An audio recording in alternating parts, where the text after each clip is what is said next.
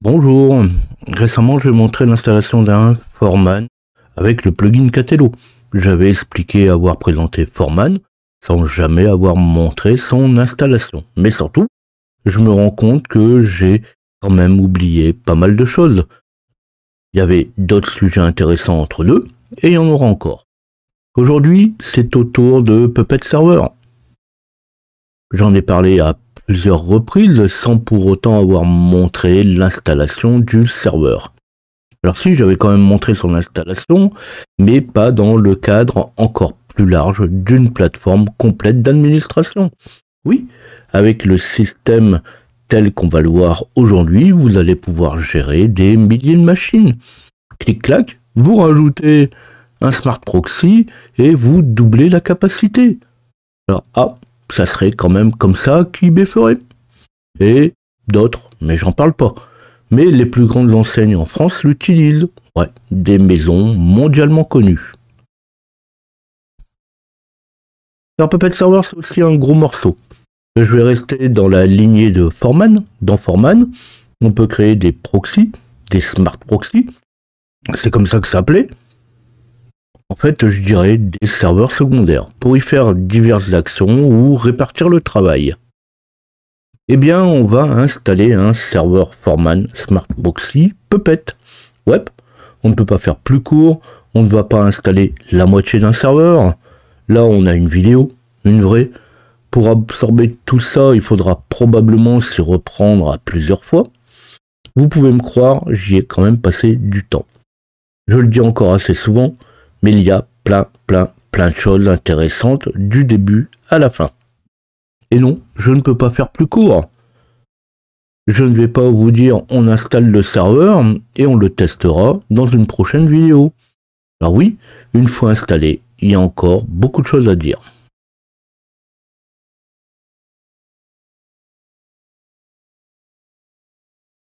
Et avec ce qui est traité sur la chaîne, pensez à vous abonner et activer la cloche pour recevoir les notifications de mes nouvelles vidéos. Pour me retrouver, vous pouvez aussi taper LJP Info dans votre navigateur. Bon, côté prérequis, en deux mots, c'est pas pour les bricoleurs. Si vous regardez la vidéo en diagonale, vous allez passer à l'ouest dans les 5 minutes. Il nous faut donc un Foreman, pas forcément avec Catello, mais comme on en a installé un récemment, il fera très bien l'affaire. J'ai pris le même que dans la vidéo, mais cette fois installé sur un Rocky 8.9. Alors pas la toute dernière version, mais pas loin. Vous verrez en même temps qu'il est quand même un petit peu plus sympa. Pour son installation, vous pouvez voir ma vidéo et retélécharger le fichier d'installation qui correspond. Je l'ai mis à jour et je remets tout ça dans la description.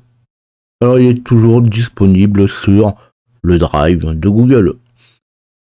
Je vous mets au même endroit le fichier que je vais utiliser ici. Donc pareil, le document est disponible sur le Drive.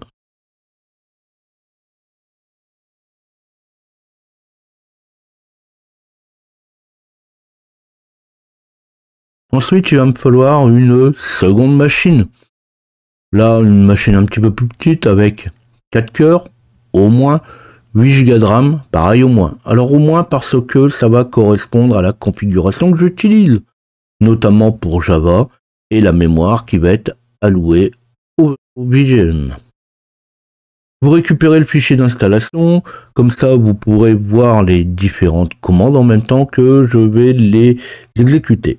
Comme Smart Proxy, j'utilise aussi un Rocky 8.9, pour la même raison que pour mon Foreman. Si vous ne savez pas pourquoi, allez voir ma vidéo sur Foreman. Bon, là, il faut assez bien connaître quand même le système. Si vous n'avez pas vu mes 200 vidéos avant sur Linux, c'est le moment. Non pas que les commandes sont compliquées, mais il y a beaucoup de choses à faire et à dire. Et je vais passer comme d'habitude par déconnexion SSH, sinon c'est quand même un petit peu plus difficile pour la vidéo, et c'est tellement pratique pour faire du copier-coller des commandes. Il y a pas mal de délais d'attente pour les mises à jour, par exemple, je passerai donc un petit peu. Mais ne soyez pas étonnés si ça met plus de temps pour vous.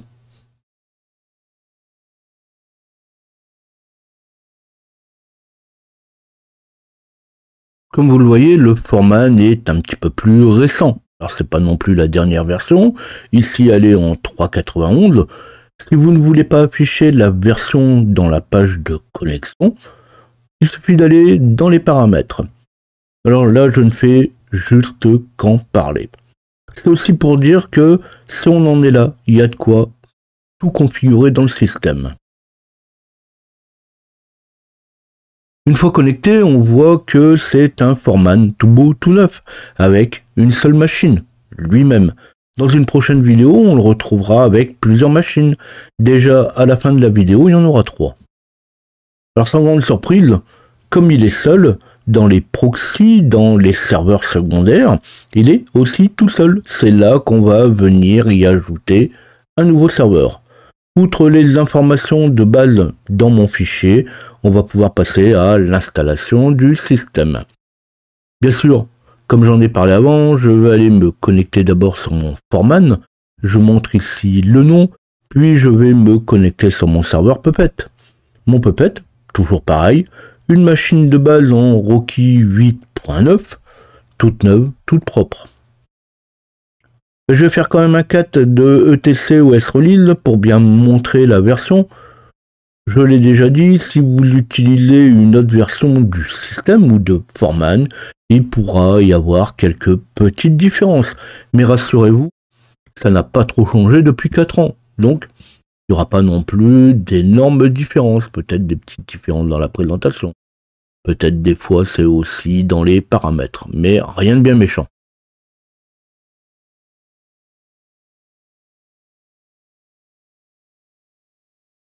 On va alors commencer par installer le repos EPEL Release. C'est le grand classique, il apporte une bonne partie des petits applicatifs de base. C'est toujours sur le site de Fedora Project.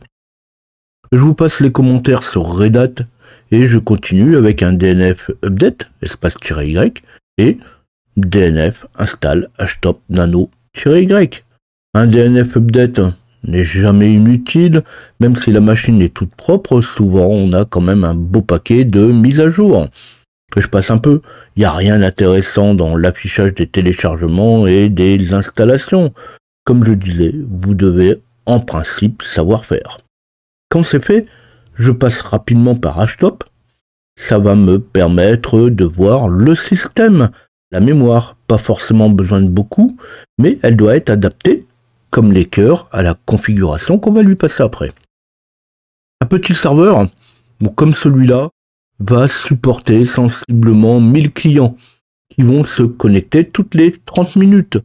Vous passez alors le temps de connexion à 1 heure et vous pouvez en mettre un petit peu plus.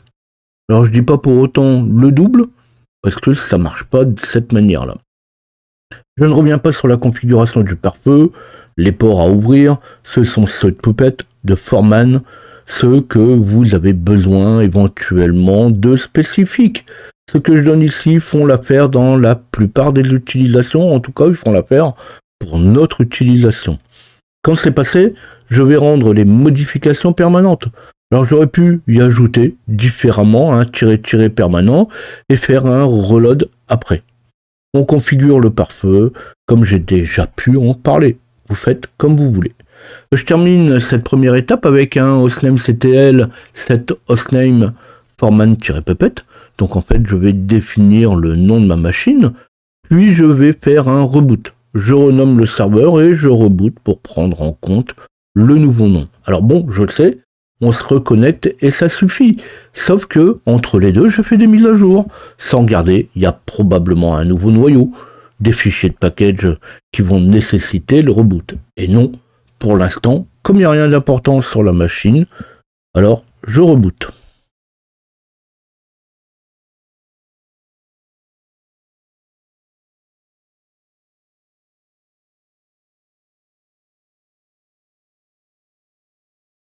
Encore une fois, j'ai mis quelques commentaires pour Red Hat. De toute façon, je vais encore en parler, je vais encore parler de Red Hat et en présenter. Et on nettoie tout ce qui peut traîner. Alors c'est sûr que c'est une machine propre. Un DNF, un clean all, ça va pas faire grand chose. Mais si on désactive les repos, si vous avez des fichiers, des sources de paquets qui ont été chargés. On va éviter que ça rentre en conflit éventuellement avec ce qu'on va installer maintenant. Puis on installe le RPM de Foreman release.rpm. Pour la version 8 de Red Hat, ou un de ses dérivés. Donc je fais un DNF install, je vais chercher dans yum.theforeman.org release 3.9 pour EL8 en x64 et le foreman release.rpm que je rajoute -y derrière pour une installation automatiquement. C'est mentionné nulle part, mais on met les mêmes repos que sur le serveur. Si j'ai mis des repos sur le serveur Foreman, eh bien je vais mettre la même chose sur mon Puppet Proxy. On essaye de garder la même compatibilité, sinon c'est un coup à avoir des surprises. Alors je dis pas que ça marchera pas, mais on peut avoir des surprises. Puis une fois que c'est fait, on va installer le rpm Katello-repos latest, donc le package rpm de Katello. Donc pareil, on fait un DNF install, on va le chercher au même endroit, sur yumtheforeman.org, Katello 4.11, Katello pour EL8 et Katello repos latest.rpmy. Alors déjà, comme ça on peut faire un proxy Katello. Mais Katello génère les certificats lors de l'install. Donc c'est pour ça que j'installe ici le repos de Katello. Si j'installe pas le repos de Katello, je vais être obligé de créer mes certificats moi-même. De toute façon, le sujet des certificats, je vais être obligé de revenir dessus.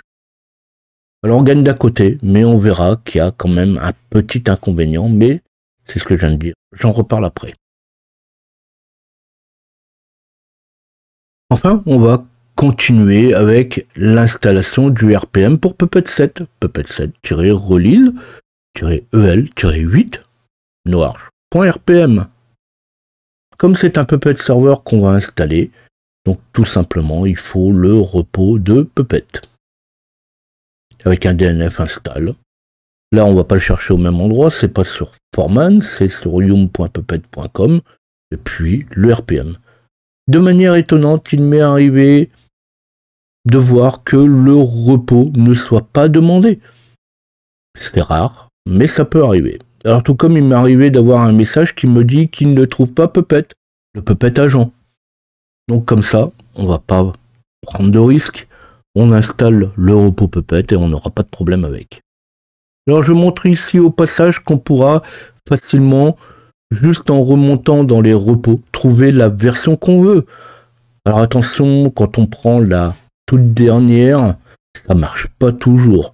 Souvent je vais prendre une ou deux versions en dessous, histoire d'avoir quelque chose de récent et en même temps quelque chose de stable à la fois. Puis on va activer les modules. Alors c'est à faire ou pas à faire. Je ne pose pas la question. Je vais faire un DNF update-y et un DNF module enable foreman .el8 Katello .el8-y. Parfois on a besoin de les activer, parfois on n'a pas besoin de les activer. Donc j'active tout simplement le foreman EL8 et le Katello EL8 sans vraiment me poser de questions. Alors, certaines versions, il faut aussi activer le module Pulpcore. Je le dis parce que c'est aussi déjà arrivé. Là je ne fais pas, on va voir qu'il faudra le faire, sinon je n'aurai pas mon paquet. J'en ai aussi parlé avec l'installation de Foreman, vu le système, il faut pas être plus étonné que ça. De même qu'on va voir qu'il faut souvent recommencer ce qu'on vient de faire là. Pour l'installation des paquets de base, je vais terminer avec un DNF repolist pour lister la liste des repos qui sont activés. Alors profitez-en bien pour regarder ce que je montre ici. Foreman, Katello, Pulpcore sont activés. Vous voyez, c'est ce que je disais. Des fois on a besoin de l'activer, des fois on n'a pas besoin de l'activer, ça va se faire tout seul. Et pourtant on va voir après que je vais quand même devoir le faire. Alors je reviens pas sur les mystères qui tournent autour des usines à gaz comme Foreman. Il y a tellement de choses autour qu'il faut pas être plus étonné que ça, qu'il peut avoir des petits couacs quelque part.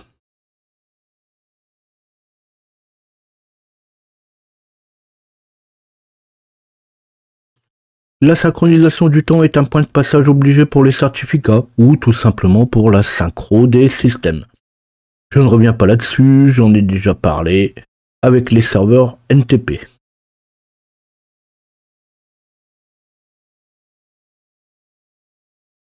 Je fais un DNF install chrony. Comme il est déjà installé, je n'aurai pas besoin d'aller plus loin. Les distribs Red Hat sont des distribs Red Hat. J'en ai déjà parlé dans divers tutos. Chrony est utilisé couramment au niveau professionnel. Donc même sur une machine installée au minimum, on va le retrouver.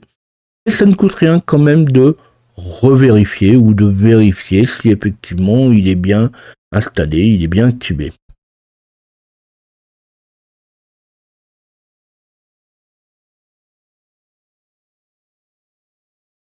On fait une mise à jour des packages au passage, mais aussi on charge le contenu des repos avec un DNF update-y. Là ça va vite, DNF update ne fait qu'aller chercher la liste des paquets des repos. Et on va installer Foreman Installer. Alors en fait il va être installé avec Foreman Proxy Content. Donc je vais faire un DNF install Foreman-proxy-content-y. Et ça devrait l'installer. Alors si le paquet n'existe pas, on peut encore forcer les modules à s'activer suivant les versions. Donc je peux faire un DNF module enable Ruby 2.2.7 PostgreSQL 12 espace -y. Il arrive parfois aussi qu'on ait des conflits de version. Donc je vais en parler juste après. Donc on fait aussi un DNF update -y DNF module enable foreman el8-y. Donc ça c'est des commandes qu'on peut avoir à repasser, même si on l'a fait tout à l'heure. Quand on a essayé les différentes manips, on peut retenter un DNF install foreman-proxy-content-y. Alors, je ne vous cache pas que ça arrive souvent. On est parfois obligé de recommencer plusieurs fois l'installation des repos et l'activation des modules. C'est un peu ce que je disais tout à l'heure, c'est le mystère du système. Alors ce n'est pas vraiment l'install des modules ou leur activation qui règle le problème, mais c'est bien un tout. On essaye une chose, puis l'autre, et on revient au début, des fois qu'on aurait oublié quelque chose. Alors effectivement, je fais tellement d'installations qu'il m'arrive parfois de sauter une étape, et arrivé ici, je me rends compte que j'ai oublié tout simplement un repos. Donc ça peut arriver aussi. Alors pendant que je refais la manip, quelques explications sur la commande DNF module enable Ruby 2.2.7 et PostgreSQL 2.12-y. Alors il arrive souvent que pour les besoins du système, on va utiliser Ruby 3 et pour Postgres, c'est exactement pareil, on va utiliser une version 10 ou 14. Sauf que Foreman Installer utilise expressément Ruby 2.7 et Postgres 12.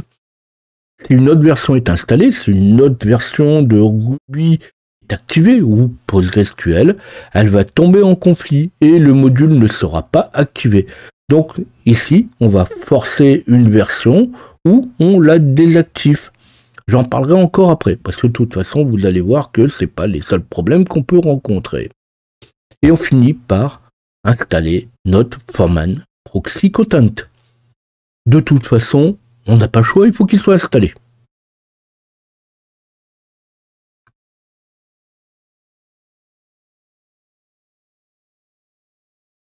Pour éviter les erreurs, on va fixer le nom du serveur dans le fichier host.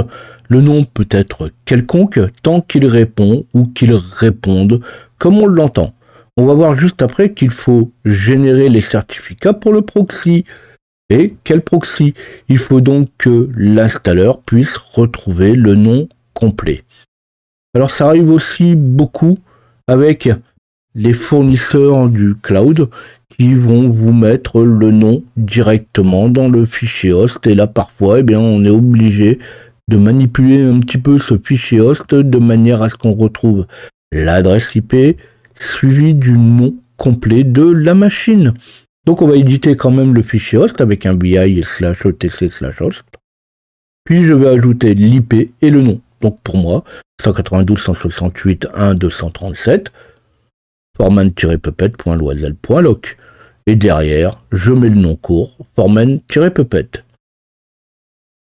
On ne change pas non plus le localhost non plus, car il est parfois utilisé pour certains modules qui vont aller dans Puppet. Alors on peut ensuite vérifier le nom avec une commande hostname-f. Ça doit retourner le nom fqdn. Ce fqdn est retourné correctement, sans parfois que le nom de la machine soit dans le fichier host.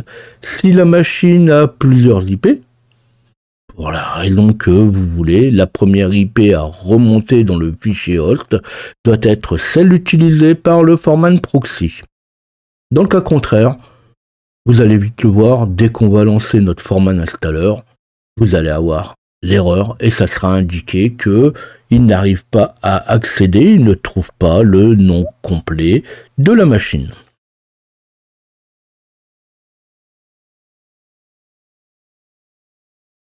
Alors maintenant, on va générer le fichier tar sur le Foreman.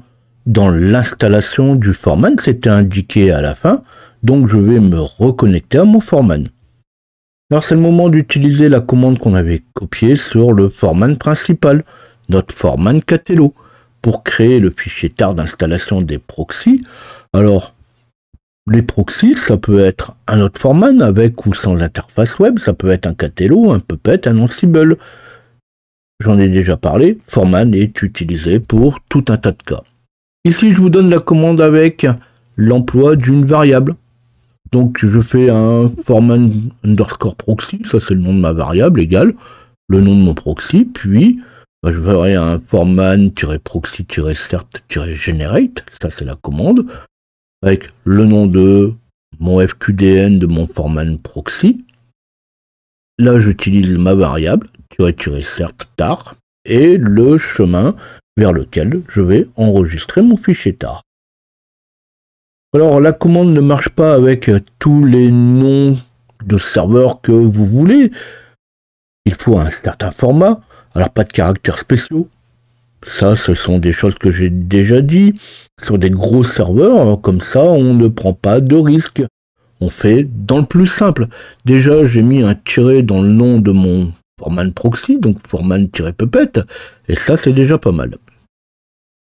Donc, on va prendre comme variable Foreman Proxy égale Foreman-Puppet.loisel.loc, et on va lancer la commande derrière avec un Foreman-Proxy-cert-generate, espace-Foreman Proxy FQDN, ma variable Foreman Proxy, et je lui dis de mettre mon certificat, mon tar, donc -cert-tar, dans route. Et là, il va s'occuper de route. Alors, il ne reste plus qu'à suivre les instructions sur le Foreman, tout y est indiqué, la clé et le secret sont toujours les mêmes, il n'y a que le nom du proxy qui change et les certificats dedans, bien sûr. Souvent, je fais une copie de la commande dans le dossier route. Comme il est protégé, on installe rarement de toute façon tout dans la foulée. La commande, on l'utilise parfois plusieurs jours après. Donc on va générer les certificats aujourd'hui, puis peut-être que votre serveur, vous allez l'installer, votre Foreman Proxy, vous allez l'installer que dans quelques jours. La commande qui est retournée contient déjà les bons noms. Là aussi, souvent, j'emploie des variables. Je mets tout dans une variable et c'est parti pour autant de serveurs qu'on veut. C'est aussi pour ça qu'on prépare souvent toutes les clés en même temps. Si je sais que je veux avoir 5 ou 6 Foreman Proxy, eh bien, je vais créer tout de suite mes 5 ou 6 fichiers tar que je mettrai dans mon dossier route, et puis je les copierai au moment où j'aurai besoin de les copier. Là, on n'oublie pas de copier le fichier tar dans la destination, avec un scp, /route/foreman-puppet.loisel.loc-cert.tar. Donc ça, c'est le fichier que j'ai demandé de générer, et je vais aller le mettre dans mon 192.168.1.237, donc dans mon Foreman Proxy, dans le dossier route. Alors la commande elle est même donnée avec le retour du fichier tar. Alors ici c'est pour la démo. j'ai le même compte sur mon serveur en Foreman que sur mon proxy avec le même mot de passe. Mais parfois, il faudra faire quelques petites manips. Mais ça va être suivant votre infra.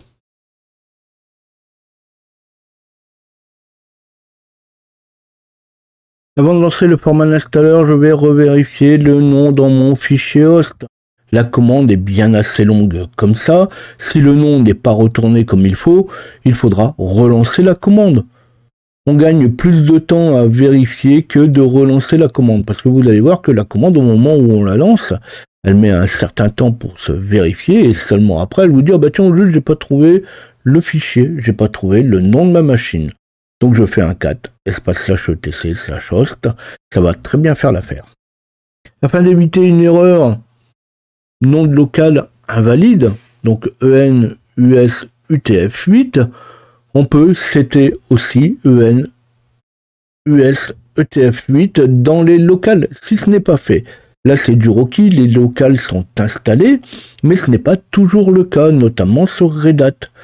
Je vais lister les locales avec un grep pour voir si effectivement j'ai mon EN-US. Donc je vais faire un local CTL, liste local EN-US. Grep respecte les majuscules, donc on peut faire 100, mais je le répète quand même, EN_US majuscule, c'est bien. Comme les locales EN-US sont là, je peux lancer l'installation. Mais justement, j'en avais parlé, si vous reprenez l'installation de mon Foreman, j'ai expliqué comment installer les locales dedans. On lance la commande minimale d'installation du serveur Foreman Proxy et on activera Puppet et le Puppet Server après. Alors bien souvent, on fait une grosse commande qui fait 1 km et on n'en parle plus. Mais comme Foreman Installer, on peut lui rajouter les paramètres après. C'est bien aussi de faire comme ça, donc je vais faire ma commande Foreman Installer en 2 temps. Je vais d'abord configurer mon proxy et après j'y mettrai le Puppet et le Puppet Server. Donc je fais un Foreman Installer. Le scénario, j'ai besoin de le passer qu'une fois. Scénario Foreman-proxy-content. Et derrière, je vais lui dire, bah tiens, tu vas trouver le fichier de certificat à tel endroit. Le Foreman Register, je vais lui dire, bah ouais, t'enregistres quand même mon Foreman Proxy. Ça, c'est pareil, je vais en parler encore après. Et puis, on lui met l'URL de base. Et puis, les hôtes qui seront autorisés. Et les paramètres clés secrètes, je vais devoir aller les chercher sur le Foreman. Après, vous pourriez aussi très bien copier le fichier instruction ou le nom que vous voulez avec le SCP du fichier tar. Bon, j'ai déjà dit aussi, des serveurs, on n'en installe pas toutes les 5 minutes. On peut bien prendre un petit peu son temps pour faire les choses correctement. Suivant les cas, les options, le serveur, on en a pour environ 5 minutes. Quand on attend, ça semble quand même parfois un peu long. Mais vous allez voir dans la vidéo, dans quelques secondes, c'est fini. Mais c'est de la vidéo.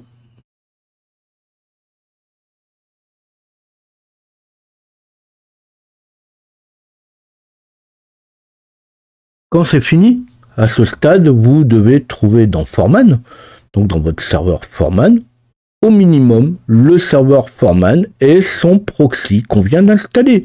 J'avais montré au début de la vidéo que mon serveur était vide, qu'il y avait uniquement dans mon Smart Proxy que mon serveur Foreman lui-même. Donc dans Smart Proxy, dans Infrastructure, mon serveur, le serveur que je viens d'installer, devra apparaître. Alors non, les pages de Foreman ne se rafraîchissent pas toutes seules. Il faudra recharger la page pour le voir. Il existe différentes écritures pour passer les paramètres. Alors attention, dans les paramètres, pas de tabulation, mais des espaces avec ou sans les guillemets, avec ou sans le égal sur une seule ligne. Mais ça, vous allez voir que ça dépend de chacun. Mais effectivement, si j'avais mis, comme là tout à l'heure, le cert tar file, si j'ai mis des espaces pour pouvoir aligner, et puis j'ai mis entre guillemets mon route Foreman Puppet, eh bien j'aurais très bien pu mettre égal et sans mettre les guillemets pour autant.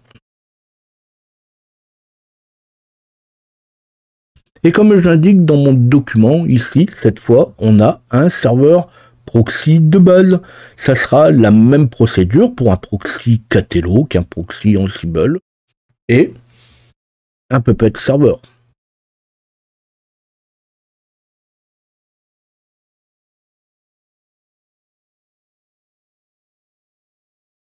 Bien qu'on puisse le faire en même temps que la configuration de base, on active Puppet serveur, Puppet.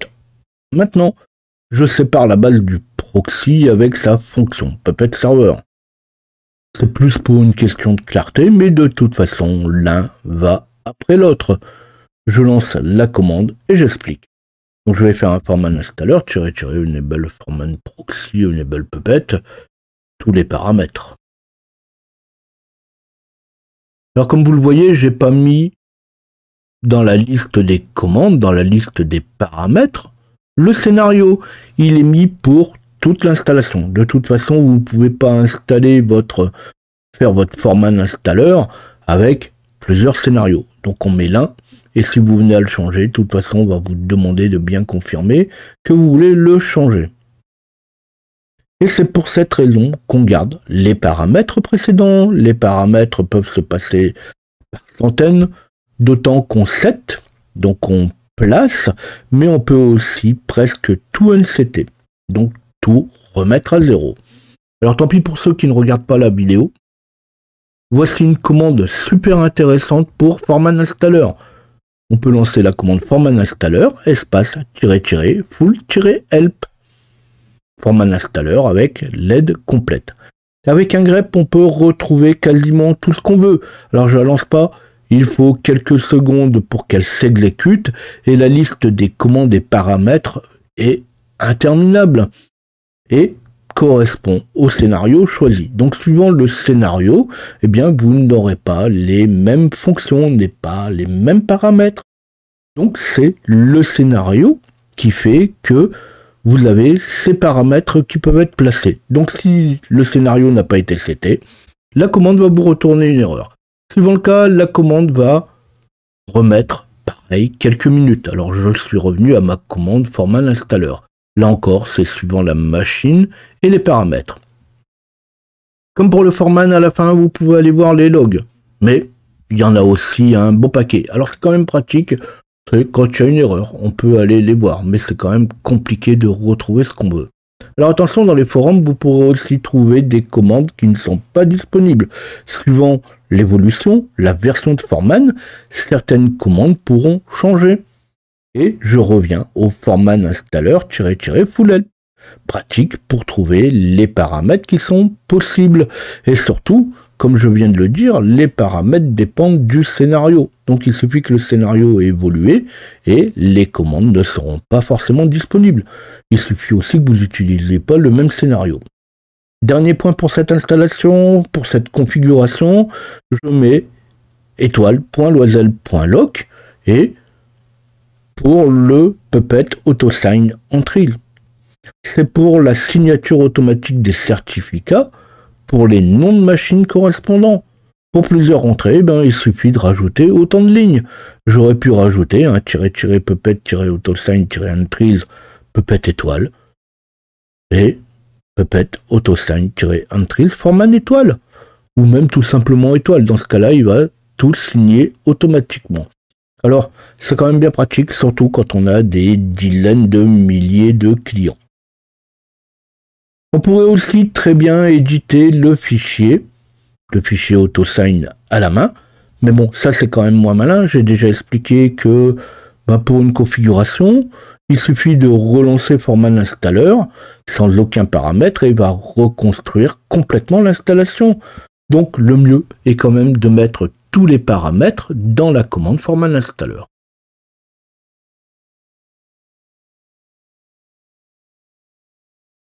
Bon, ça y est, cette fois on va pouvoir tester. Je l'ai dit au début, on teste et il en reste encore un bon morceau à dire. C'est le moment de la pause café. Pour la vidéo, c'est 10 secondes de pause.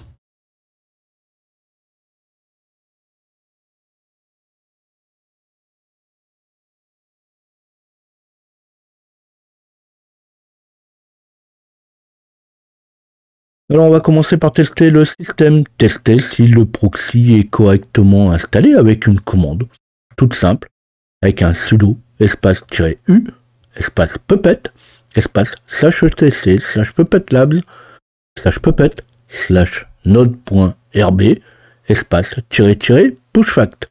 Alors bien sûr toutes les commandes vous les avez, de toute façon elles sont dans le fichier. Ou on peut aussi le faire sur le compte de l'utilisateur Puppet, on va essayer de pousser les facts, même si pour l'instant il n'y en a pas. Alors le sudo u Puppet dit tout simplement que je change d'utilisateur et que j'exécute le node.rb pushfact. Après on peut le faire aussi directement depuis root. Si ça marche, c'est que la machine est correctement configurée. Si vous n'avez pas d'erreur, c'est que le proxy est bon. Je ne l'ai pas encore dit, mais c'est très important. Le proxy ne doit pas être un clone du foreman. Pour faire court, les machines ne doivent pas avoir le même UID, le même identifiant unique, sinon ça ne marchera jamais. Foreman, pour identifier une machine, utilise son identifiant unique. Si on a deux machines avec le même UID, il ne sait pas avec laquelle communiquer. Alors pensez-y, sur des machines réelles, ça n'arrive pas, mais sur des machines virtuelles, c'est facile de cloner la machine, cloner le disque, pour le mettre autre part, pour relancer une autre machine. Alors vous y pensez, si je ne rappelle pas, je le redirai, mais vous êtes quand même avertis. Alors on pourra aussi rencontrer une erreur de droit, ça c'est quand on aura des facts. Il arrive que quand on pousse les facts, au moment où je fais un --pushfact, l'erreur indique que le proxy n'a pas les droits pour renvoyer les facts avec soit accès refusé ou un message qui dit fonction non autorisée. Alors on va se rendre dans Foreman, dans Administrer, et on va chercher restriction des smart proxy enregistrés. Et là on va lui dire non, je ne veux pas de restriction sur les smart proxy, donc je vais mettre à non pour autoriser toutes les actions qui viennent des smart proxy.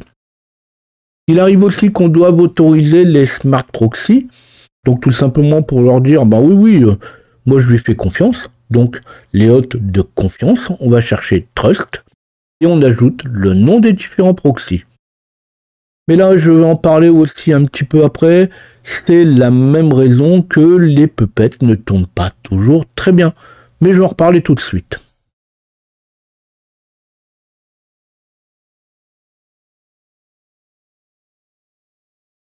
Donc là, on va tester Puppet directement depuis le proxy lui-même avec une commande Puppet agent espace-t. Donc on va lancer tout simplement l'agent Puppet et on va le laisser tourner. Puppet, j'en ai déjà parlé, mais on y reviendra plus tard dans d'autres vidéos. Alors si Puppet n'est pas reconnu, vous pouvez juste vous reconnecter. Alors c'est plus facile, on force tout simplement le PAF à se recharger. On pourrait aussi taper le chemin complet. Pareil, j'en parlerai dans notre vidéo. Alors souvent on obtient une erreur, node.rb n'a pas trouvé ce qu'on voudra. Donc l'erreur est affichée en anglais. J'ai cherché beaucoup. Il faut dire que ce sont des soucis liés à des gros systèmes. On a Foreman d'un côté, Catello de l'autre et Puppet. Tout est lié, mais on ne sait pas bien lequel devrait régler le problème pour l'autre. Alors l'erreur est connue et résolue de la manière. Alors ça c'est quand même la réponse donnée par les développeurs eux-mêmes. Bien qu'il y en ait d'autres, on va alors éditer le fichier de reconfiguration de Puppet. Donc je vais faire un vi espace /etc /puppetlabs /puppet.conf. Et dans le bloc serveur, on va commenter ou on va supprimer la ligne node terminus égale exec. Alors, on pourrait très bien mettre node terminus égale false, ça marcherait. J'ai pas essayé parce que tout simplement, entre je commente ou je supprime la ligne, ça va quand même plus vite que de remplacer exec par false. Puis on redémarre le serveur Puppet. Donc je vais faire un systemctl restart Puppet serveur. Alors de très très loin, c'est la méthode la plus facile à faire. La contrainte n'est pas énorme. On reconfigure le Puppet. Une fois qu'on a reconfiguré le Puppet, on le redémarre et on n'en parle plus. Alors pour faire les choses correctement et pour aller jusqu'au bout, on peut rajouter tout simplement une tâche cron ou un timer pour ceux qui le veulent. Alors bien que ça soit inutile car les facts sont poussés avec le rapport. Alors je dis bien en principe ils sont poussés avec le rapport. Donc c'est pour ça que je rajoute quand même une tâche cron. Donc je vais faire un BI de etc cron tab et je vais y rajouter étoile slash 5, 4 étoiles, puppet, espace, slash, etc, puppet lab, puppet, note.rb, push fact. Alors vous pouvez mettre ce que vous voulez, vous pouvez mettre étoile ou étoile slash 2. Si rien ne doit être envoyé, de toute façon ça consomme aucune ressource. Puis, normalement, c'est inutile, parce qu'il devrait être rechargé lors de sa sortie, je vais quand même redémarrer mon cronD avec un système CTL Restart cronD. Donc ça, c'est surtout pour les distributions basées Debian, et puis c'est vraiment une question de principe. C'est ce que je disais au début, pour l'instant, on a juste un serveur de base, il n'y a rien d'installé dessus, donc ça ne coûte rien. Mais d'une manière ou d'une autre, on finit généralement par redémarrer le serveur, et quand le serveur sera redémarré, la tâche cron sera automatiquement prise en compte. Donc ça, c'était pour la première solution. La deuxième solution, qui me semble moins évidente, qui est plus complexe, c'est de générer soi-même les certificats, mais sans passer par le scénario Foreman Proxy Content. J'en ai parlé 2 secondes avant, je n'explique pas, ça va être trop long. Mais en 2 mots, on installe le proxy de manière différente, donc on n'utilise pas un Foreman Proxy Content, et puis tout simplement on va utiliser les scripts habituels, et en utilisant les scripts habituels, on sera obligé de régénérer les certificats. C'est quand même long, mais effectivement ça marche aussi. Une troisième solution que j'ai pas essayé consiste à ne pas enregistrer automatiquement le proxy. On met enable Foreman proxy égale false, puis on ajoute manuellement le proxy. Alors pour moi je trouve un petit peu la solution trop lourde à mon goût, mais après c'est chacun fera comme il voudra. Vous avez au moins les 3 solutions possibles pour régler ce problème de Note Terminus. Alors j'ai pas encore trouvé mieux comme solution que celle de désactiver Note Terminus, mais en tout cas ça fonctionne, et dans le fonctionnement courant, c'est totalement transparent. Maintenant, si vous l'avez mieux de votre côté, je suis preneur. Quand c'est fini, quand on a redémarré le service, eh bien on va essayer et on relance un Puppet agent-t.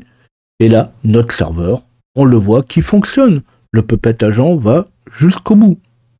Et ça va même aller plus loin, on pourra même le retrouver, notre machine dans les hôtes, puisque on aura renvoyé au Foreman le rapport.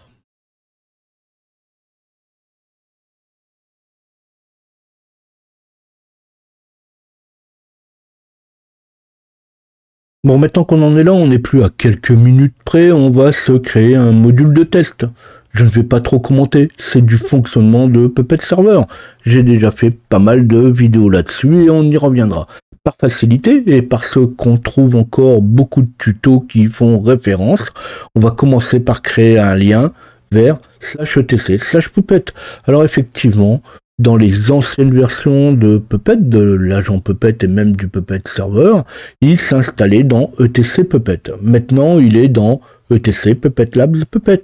Donc je vais tout simplement faire un lien symbolique, un ln espace-s de /etc/Puppet dans /etc. Puis on va se rendre dans le dossier des modules suivant l'environnement. Donc je vais faire un cd /etc /Puppet Labs /code /environnement /production /module. Ici, je vais faire tourner mon système qu'en production, mais après, vous pouvez très bien avoir différents environnements. Mais ça aussi, j'en ai déjà parlé. Et on va créer un dossier manifeste. Donc, je vais faire un mkdir test /manifeste-p. Donc, je vais créer un dossier, un module de test et dedans je vais créer mon premier fichier manifeste. Alors pareil, je ne rentre pas trop dans les détails, j'y reviendrai. Et on ajoute un fichier init.pp. Donc ça c'est le premier fichier qui va être lu dans un module. Je vais utiliser un kt-off. Donc comme ça j'ai qu'un copier-coller à faire et il va me générer automatiquement mon init.pp. Donc dedans je vais mettre juste ma classe, je vais lui dire d'utiliser une classe file et puis une fois que mon file aura créé un fichier, donc qui va être tout simplement Puppet est opérationnel, qui va me mettre dans TMP, dans le fichier message, et je vais mettre une notification avec des /n pour avoir quelque chose d'un petit peu plus propre dans ma notification. Donc on lui dit de créer un fichier dans le dossier TMP avec un message simple. Puppet est fonctionnel, et on va afficher le message pendant le run. Donc c'est vraiment pour montrer rapidement ce qu'on peut faire. Puis on affiche, on indique dans le fichier site.pp, puisqu'il faut quand même lui dire à quelle machine ça va s'appliquer. Donc ça c'est plutôt un fichier qui indique sur les machines qu'est-ce qu'on va exécuter. Donc pareil, je montrerai ça dans une prochaine vidéo, parce que ça peut aller bien plus loin que ça.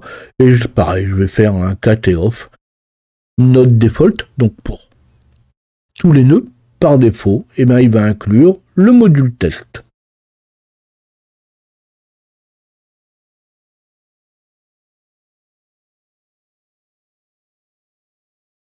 Alors comme j'indique, je fais toute la copie d'un coup, parce que de toute façon c'est pas la peine de détailler tout ça plus, c'est vraiment un module de base, toutes les explications sont dans mon fichier. Et on va terminer en testant le module. Et là on va pouvoir voir le message qui est indiqué. Vous pouvez aussi faire un cat du fichier qu'on a placé dans TMP.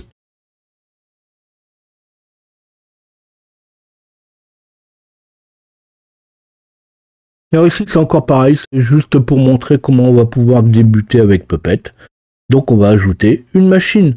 Je vais installer le RPM Puppet 7 release EL8 noarch.rpm et là je pourrais même installer, pourquoi pas, un Puppet 8.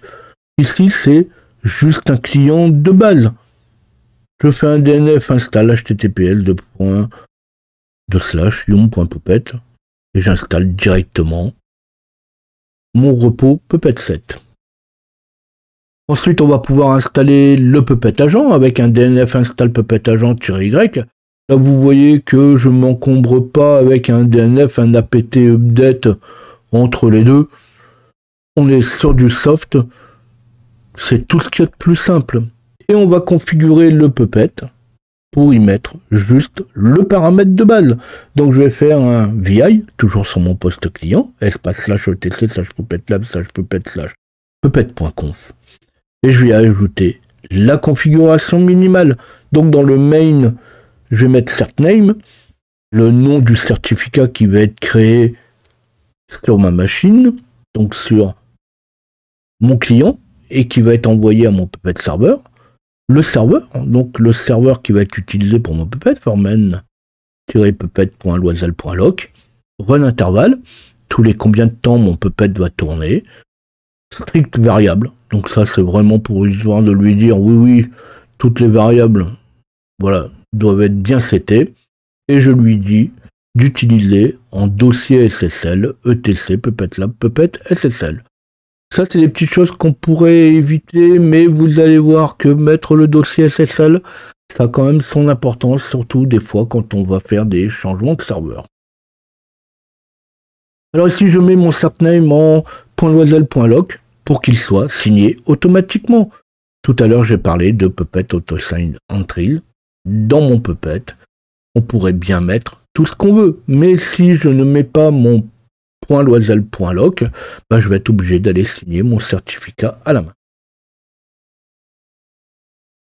Alors une dernière chose, mais ça n'a aucun rapport avec notre Foreman Proxy, il arrive parfois que l'agent ne soit pas démarré, qu'il ne soit pas activé. Alors on va s'en assurer avec un Puppet agent enable, un système ctl enable puppet espace --no. Donc je vais activer Puppet de manière à ce qu'il tourne effectivement toutes les heures comme c'est prévu. Alors ici on va pas le voir, mais parfois, après un reboot, on s'aperçoit souvent, bien tard, que le Puppet ne tourne pas. Donc tout simplement ici, je m'en assure. Puis on peut tester un run de l'agent. Comme pour le serveur, Puppet sera reconnu si on se reconnecte. Donc pareil, donc je vais me reconnecter sur la machine, ou sinon je mets le chemin complet, puis je fais un Puppet agent-t. Sur le serveur Puppet, on va pouvoir retrouver la machine et son certificat signé avec un Puppet serveur, CA, espace list, espace --all. Je vais lister tous les certificats qui sont sur mon Puppet serveur. Pour les modules, la configuration, vous pouvez aussi voir mes autres vidéos sur le sujet, mais de toute façon, dans les prochaines vidéos, je vais y revenir. Comme Foreman, mon serveur Foreman peut être aussi un client de son proxy Puppet, on peut aussi le configurer pour.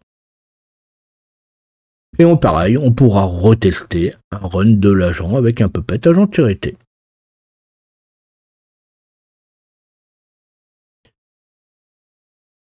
Alors au début, la machine ne va pas forcément apparaître dans notre Foreman avec son vrai nom, mais après plusieurs runs, parce qu'en fait la machine va apparaître suivant les données qui vont être remontées, les facts. On revient au fameux fact de tout à l'heure avec mon push fact. Donc la première fois, la machine va être reconnue comme elle est envoyée, avec les quelques informations de base qui sont envoyées au travers du rapport, et une fois que les facts seront poussés, on pourra récupérer le nom réel de la machine et toutes les informations qui vont avec. Donc il arrive aussi parfois qu'au premier run, ça ne soit pas le bon système d'exploitation qui soit affiché.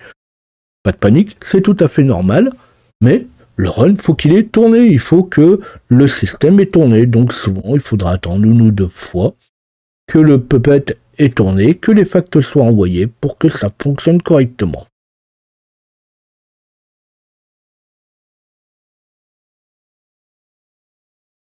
Bon, je monte un peu tout ça en même temps que je termine. J'ai prévenu au début, difficile de faire beaucoup plus court. Foreman, Puppet, les Foreman Proxy, c'est toute une formation. Alors c'est sûr qu'en quelques heures, même si on prend mes différentes vidéos, je ne peux pas parler de tout. Foreman Proxy, j'y reviendrai peut-être, par exemple pour Ansible. Alors je dis bien peut-être, c'est pas sûr, ça sera suivant le besoin, suivant les demandes et suivant effectivement si je me lance à faire des tutos un petit peu plus poussés sur Ansible. Mais je ne reviendrai pas sur Puppet. On peut créer un système avec même certificat unique.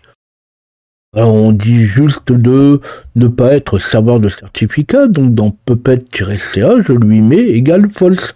Vous voyez, Puppet-CA égale false. Ou Puppet-CA, autant d'espace qu'on veut, et entre guillemets false, pourquoi pas. Et tous les certificats, dans ce cas-là, vont aller se mettre sur le même serveur. Certains préconisent même de mettre le Foreman comme serveur de certificats. Alors je dirais bien à chacun son rôle. Les certificats, c'est principalement le Puppet qui en a besoin, pas le Foreman. En tout cas, ici, vous avez tout pour débuter. Il ne tient plus qu'à vous d'aller plus loin. Alors j'arrête là. Pensez à liker. Ça fait quand même beaucoup de choses. Il y a pas mal de points assez critiques. Mais on n'est pas non plus dans un système, comme je l'ai dit, qu'on va installer à la maison, ni même dans une petite entreprise. Posez vos questions, laissez vos suggestions, profitez-en pour poser les questions sur l'installation. Il y a bien assez à dire sur le fonctionnement qui va arriver derrière. Et surtout, maintenant qu'on a un Puppet serveur qui tourne, il reste à le relier à GitHub ou GitLab, ou ce qu'on voudra, puis commencer à développer des classes. Et me voilà avec plein de sujets pour les prochaines vidéos. Alors à bientôt.